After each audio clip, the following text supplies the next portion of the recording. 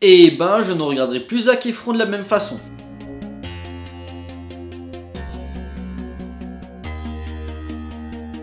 Bonjour à tous, il va être question de Extremely Wicked, Shockingly Evil and Vile, réalisé par Joe Berlinger. You do these things. Absolutely not. L'histoire se passe dans les années 70. On suit Liz Klopfer qui est à l'époque la petite amie de Ted Bundy, l'un des plus grands tueurs que les États-Unis ont connu. Mettant des années à admettre sa vraie nature, leur relation va être mise à mal lors de son procès pour le meurtre et viol de plusieurs femmes. Un procès qui fera polémique par le fait que Ted assure lui-même sa défense et qu'il est le premier jugement à être diffusé à la télévision. Premier film Netflix que je chronique sur la chaîne et pas des moindres, puisque le film raconte quand même une partie de la vie de l'un des plus grands tueurs en série que le monde ait connu. Un homme au parcours fascinant mais aussi terrifiant de par sa forte personnalité. Il a réussi à manipuler ses proies, sa copine, ses fans, le système et même le juge. Superbement interprété par John Malkovich qui petit à petit lors du procès s'est pris d'affection pour lui. Même si ça ne suffira pas puisqu'il le condamnera quand même à la peine de mort. Joe Berlinger qui connaît bien le personnage puisqu'il avait aussi réalisé la docu-série Ted Autoportrait d'un tueur, dispo aussi sur Netflix, décide de porter le film du point de vue de Liz, dont le film s'inspire de ses mémoires. Campé par Lily Collins, on la voit au début camper dans le bonheur avec Ted et puis petit à petit que les accusations commencent à arriver, commence à douter, devient angoissé, commence à boire et retrouve du réconfort chez un de ses collègues campé par Ali Joel Osment. Oui, le gosse de 6ème sens qui par contre ne voit plus les morts mais voit les kilos en trop sur lui.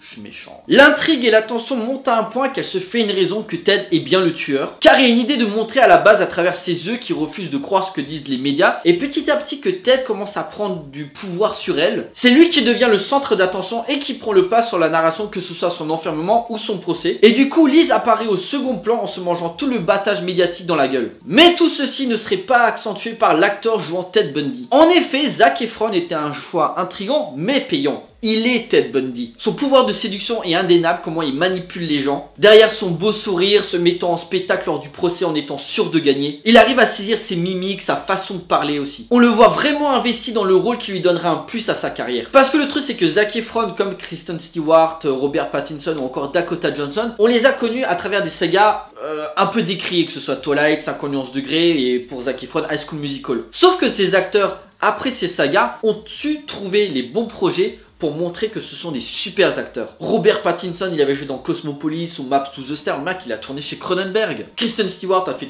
beaucoup de films d'auteur. D'ailleurs, ça a été la première actrice américaine à gagner un César, carrément. Et même Dakota Johnson, qui l'année dernière a quand même tourné dans le remake de Suspiria. Alors, j'avais fait une vidéo où j'étais assez mitigé sur le côté horrifique. Mais sur son acting, Dakota Johnson, mais elle te donne tout ce qu'elle a. Et puis il faut aussi avoir une grosse paire de bollocks pour accepter de jouer dans un remake d'un film culte de Dario Argento. Et Zac Efron c'est pareil, on lui a sûrement dit à force de jouer dans des comédies de merde, tu seras jamais pris au sérieux. Ah d'accord, et bah je vais jouer Ted Bundy, vous allez tous fermer vos gueules. Et exactement, on ferme notre gueule. Cependant, je dois dire que même si le réalisateur maîtrise son sujet, le traitement du personnage est vachement lisse et édulcoré par le fait qu'on connaît le personnage. Pourquoi ne pas nous montrer les meurtres? Pendant une grosse partie, il se passe pas grand chose et le seul truc qu'on attend c'est le procès. Surtout même le traitement de Ted qu'on nous présente comme la victime alors qu'on sait très bien comment ça finit. Même si ça voulait jouer sur le changement de personnalité de Ted quand à la fin t'as Liz qui est en prison pour discuter une dernière fois avec Ted avant qu'il se fasse tuer, où il lui dit je veux que tu me dises que c'est bien toi le tueur, que c'est toi qui as tué toutes ces femmes. Et du coup Ted, à travers le miroir, lui explique comment il a tué une de ses victimes. Choix intéressant, mais pourquoi déjà ne pas nous montrer les meurtres qu'il a fait avant? Parce que de toute façon,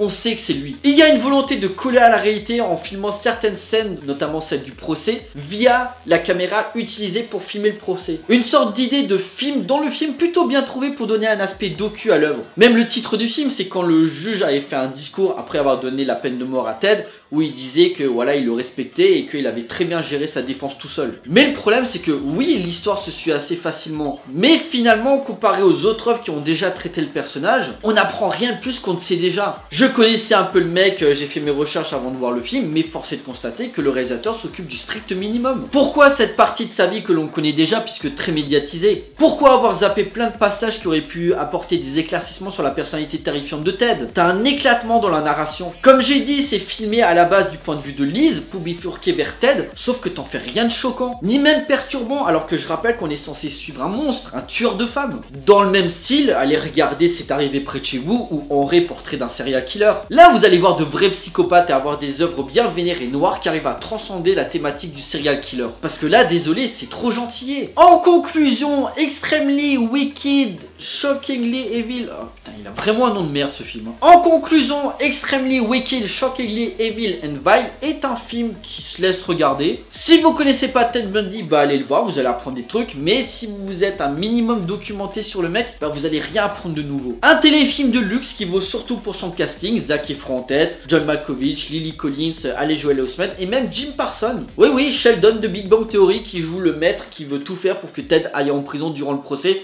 Tout aussi excellent. Mais mise en scène assez classique et trop sage. Et venant du mec qui connaît Ted Bundy par cœur, il aurait pu se lâcher un peu plus. Éventuellement montrer les meurtres de Ted ou plus sortir son côté prédateur et psychopathe. C'est dommage, mais je vous conseille quand même d'aller le voir, il passe bien. Voilà, cette vidéo est à présent terminée. J'espère que ça vous a plu. N'hésitez pas à liker, à partager auprès de vos amis si vous en avez. N'hésitez pas à me laisser des commentaires pour me dire ce que vous avez pensé du film. Pensez à me suivre sur Facebook, Twitter, Instagram, Tipeee ou encore Utip si vous voulez soutenir la chaîne, ça ne vous coûte rien. Vous avez juste à regarder une petite pub. Et pensez à vous abonner, c'est super important pour moi. Pour nous, on se retrouve pour une prochaine vidéo. D'ici là, portez-vous bien. Allez au cinéma.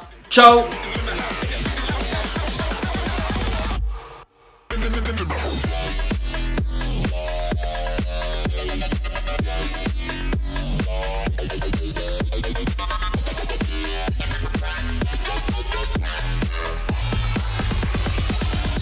For you motherfucker.